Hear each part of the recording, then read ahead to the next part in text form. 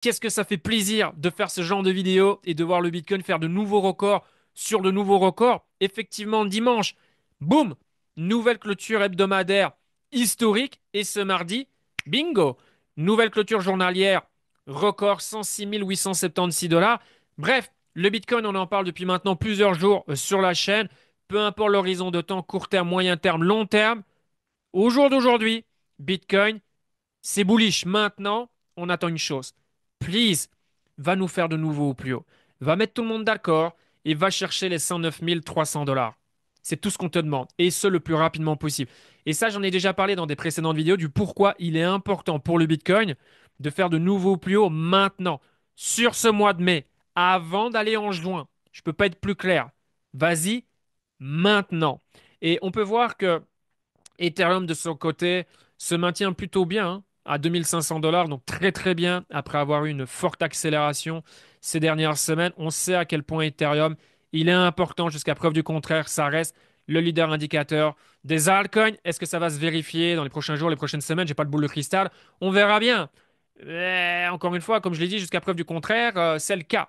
D'accord? Et si quelqu'un d'autre prend la relève, bah écoutez, on verra ça, que ce soit Solana ou XRP, pour ne citer que. Bon, après, il n'y a pas non plus 36 000 prétendants. Solana, très bien. Un peu dans la même configuration que celui d'ailleurs.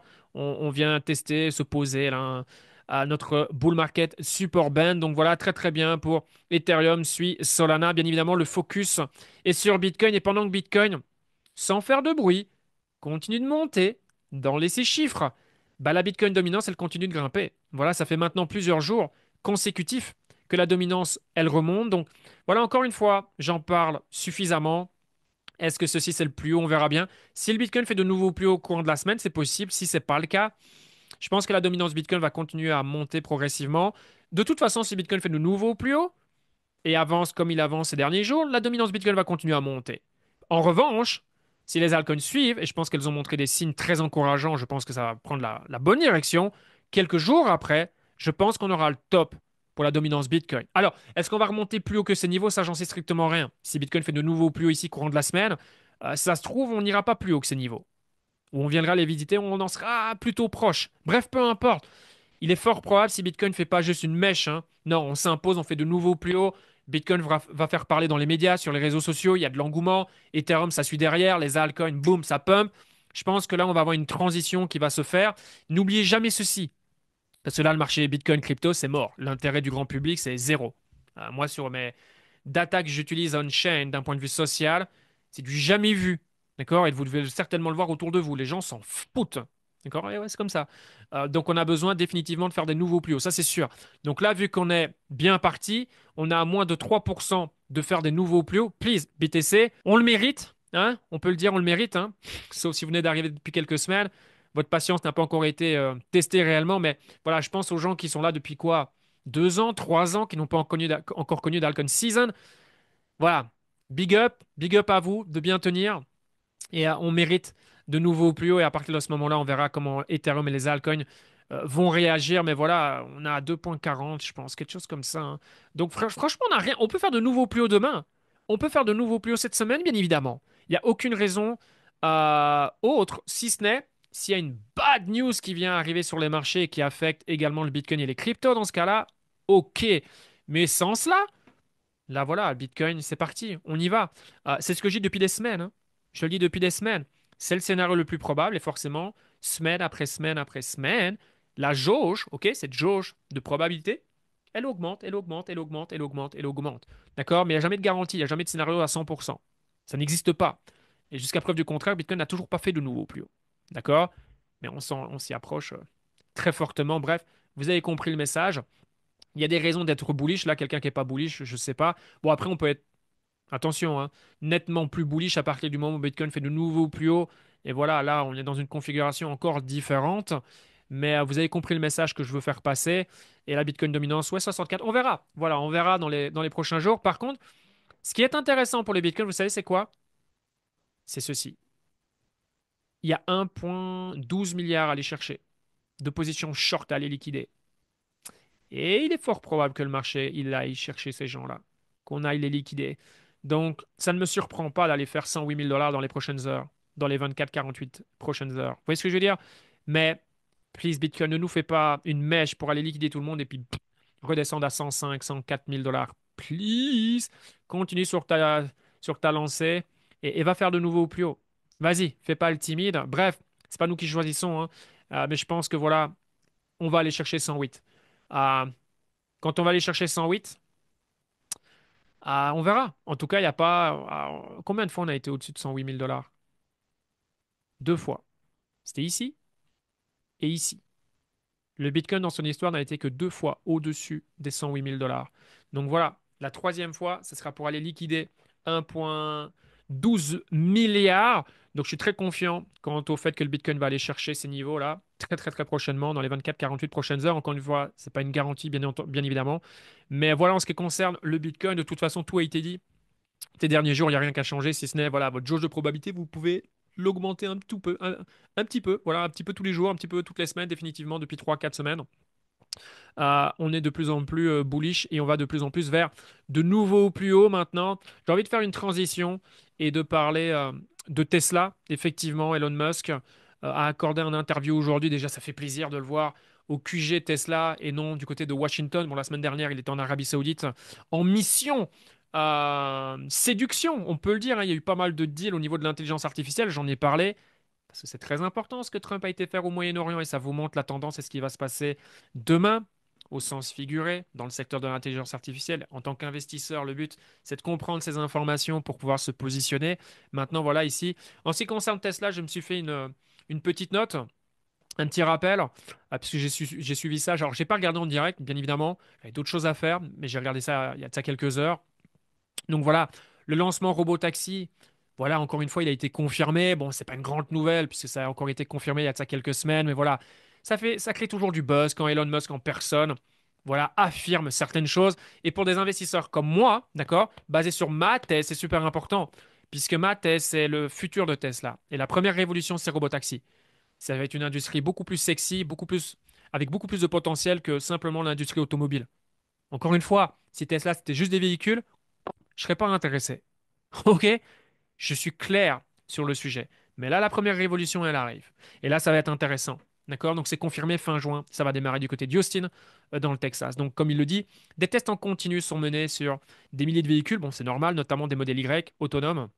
Et ils sont déjà en circulation du côté d'Austin la nuit. Forcément, quand il y a moins de véhicules sur les routes. Alors, il a parlé un petit peu plus de la stratégie du déploiement progressif. En même temps, c'est normal. Donc, ça va débuter avec 10 véhicules. Et puis, l'objectif, c'est de passer à plus de 1000 véhicules en quelques mois si les résultats sont concluants. Donc voilà, ça va être très surveillé, hein, bien sûr. Ça va faire le buzz absolument partout.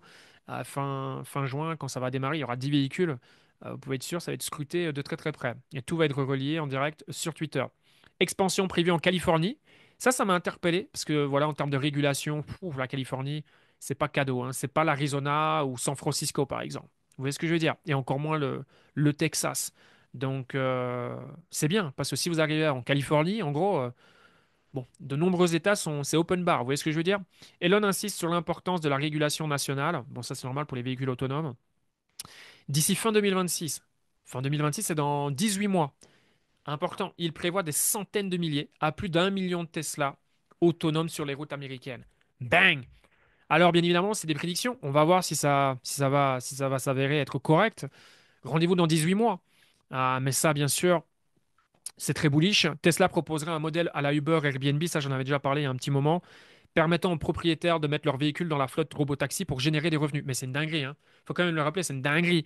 Ça veut dire que si aujourd'hui tu as un véhicule Tesla, tu l'utilises pas, tu n'en as pas besoin de ton véhicule, tu le laisses là, tu le mets à disposition, certainement, voilà, tu le mettras sur ton application, et certaines personnes bon, vont utiliser ton véhicule pour se déplacer d'un point A à un point B. Et donc toi, pendant ce temps-là, ton véhicule Tesla te génère de l'argent. C'est plutôt cool, non? Donc voilà, je sais que c'est des choses qui existent déjà avec d'autres applications, bien sûr, où les gens mettent leur véhicule à disposition. Et donc forcément, tu génères des revenus par rapport aux courses qui sont effectuées. Mais voilà, c'est bien. C'est pas tout le monde qui le fait. Et ça, bah, ça pourra démarrer. Et je suis sûr que ce sera un grand succès et ça sera bien vendu. Robotaxi sans conducteur de sécurité avec des zones géographiques restreintes. Ouais, bon, bref, ça j'avais noté. Je sais même pas pourquoi j'ai noté ça. Enfin bref, optimisme à long terme. Bon, là, il a reparlé des deux, l'autonomie et les robots humanoïdes. Optimus, voilà, pour moi, Optimus, c'est ce qui va littéralement tout changer pour Tesla. Et il l'a encore confirmé, ce sera les piliers financiers du futur de Tesla. Donc voilà, donc l'autonomie et robot humanoïde, sous-entendu robotaxi et Optimus. Et puis dernièrement, voilà, il a parlé des médias hein, qui le critiquent lui, qui critiquent la marque, et que c'était injustifié et que pas mal des données partagées sont fausses. Et je me suis déjà exprimé sur le sujet, particulièrement en France. Après, c'est normal puisque je suis francophone, donc je m'intéresse à ce qui se fait en France, dans les médias, et tout ce qui est relié est complètement faux. Alors, je ne sais même pas s'ils le font exprès, si les journalistes font un minimum de recherche. Je ne sais pas. Je sais pas. Ça se trouve, voilà, ils ont une mission, c'est de taper sur Tesla, de taper sur Musk. Donc, ils font aucune recherche, ils balancent ça. Et les gens se laissent influencer. Et encore une fois, c'est OK. En tant qu'investisseur, c'est une passe. Voilà, ça va durer ce que ça va durer. Et au final, regardez ce qui s'est passé. Tesla a pris cher parmi les 7 magnifiques. Mais c'est eux qui ont rebondi le plus. Plus de 65% de reprises. Et qui a profité de ce qui s'est passé, par exemple? Moi, peut-être vous. Si vous êtes membre du VIP, par exemple, vous avez eu l'opportunité, vous avez eu l'information. Peut-être que vous êtes jumpé dans le train, vous avez jumpé dans le train Tesla. Donc, voilà, encore une fois, correction peut égaler à opportunité. Alors, pas toujours, hein, on s'entend bien. Ne me prenez pas au mot, please. Mais dans ce genre de situation, pour quelqu'un comme moi, par rapport à la vision que j'ai sur Tesla, clairement que oui. Donc, voilà ce que je voulais vous partager. Bitcoin, super. Nouvelle clôture hebdomadaire record. 2 jours après, boum, nouvelle clôture journalière maintenant. Continue. Vas-y, fonce. On compte sur toi. Fais-nous nos nouveaux au plus haut. On a envie de fêter ça la semaine prochaine du côté de Las Vegas. Ou peut-être que voilà, il va retarder, il va jouer des arrêts de jeu et nous faire un nouveau plus haut historique. À Las Vegas peut-être, même si je préférerais faire de nouveaux plus haut maintenant et faire encore un nouveau plus haut à Las Vegas quand on sera là-bas, ça sera une dinguerie. Bref, je me fais déjà des films et puis voilà en ce qui concerne Tesla, ça a fait la différence aujourd'hui. Si vous regardez les marchés aujourd'hui, plutôt rouge, plutôt rouge. Les 7 magnifiques, les 6 rouge. Tesla vert. Pourquoi? Parce que Elon Musk a pris parole. Et voilà, quand Elon Musk prend parole, il a cette tendance à rassurer les gens. On sait que Tesla, c'est un culte, il y a une énorme communauté derrière, beaucoup de gens qui sont très vocales, très vocaux. Et on l'a vu ce lundi. Les particuliers ont buy ce fucking dip, ok? Par rapport aux États-Unis, hein, qui ont vu leur note de crédit être downgrade, comme on dit en anglais. On s'attendait à un lundi, ouh, attention. Ben non. Le particulier, il est venu, il a dit, OK, c'est une opportunité, on va buy. Et 4 milliards d'achats d'après JP Morgan, 2,5 milliards sur des actions individuelles et le reste sur des ETF. Et l'action la plus achetée pour plus de 600 millions de dollars, je vous le donne en mille, bingo!